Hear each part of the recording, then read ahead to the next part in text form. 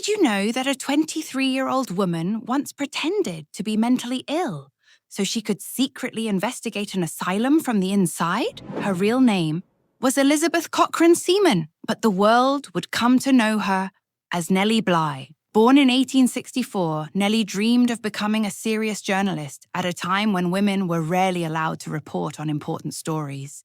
Determined to prove herself, she eventually persuaded Joseph Pulitzer and his newspaper, The New York World, to let her undertake an extraordinary undercover investigation. Her mission: to gain admission to the women's lunatic asylum on Blackwell's Island and discover what life was really like inside. But first, she had to convince everyone she was insane. Nellie checked into a boarding house called Temporary Homes for Females and began acting increasingly erratically. She refused to sleep.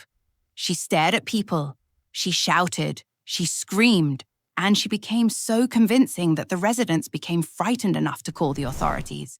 The plan worked. Doctors examined her and declared her insane. Soon afterward, she was committed to the asylum, and once she entered those locked gates, the real nightmare began.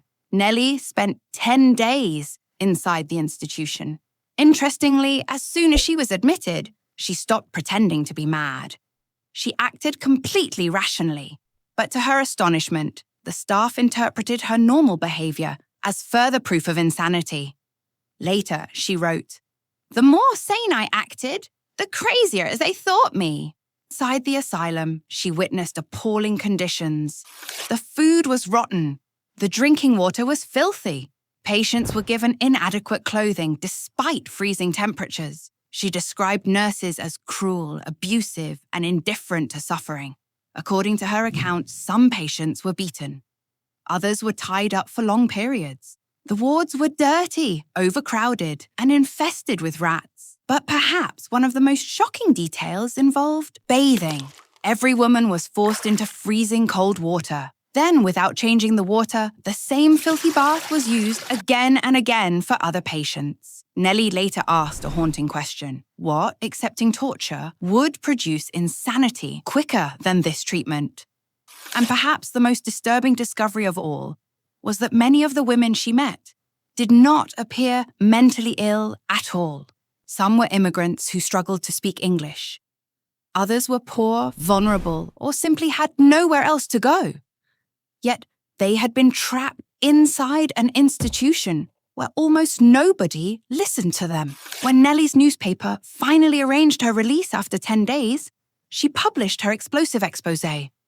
The public was horrified. Her reporting became a sensation across America. The scandal was so great that a grand jury launched an official investigation into the asylum.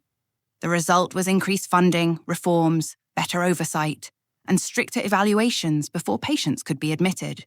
In many ways, one young journalist had forced an entire system to confront its failures. History remembers many explorers, soldiers, and revolutionaries as brave. But Nellie Bly risked something different. She risked being forgotten inside a place where nobody believed what you said. And by pretending to lose her mind, she helped expose a system that was driving vulnerable people into misery. And next, watch the disturbing story of Maria Antonia of Austria, one of the most inbred members of the entire Habsburg dynasty, and the shocking consequences of centuries of royal intermarriage. If you enjoy the strange, beautiful, and unsettling side of history, make sure to subscribe.